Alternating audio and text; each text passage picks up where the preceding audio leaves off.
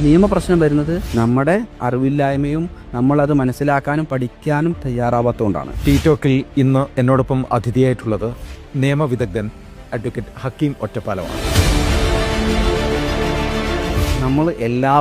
നമ്മൾ മറ്റൊരു രാജ്യത്ത് ജീവിക്കുന്ന വ്യക്തികളാണ്.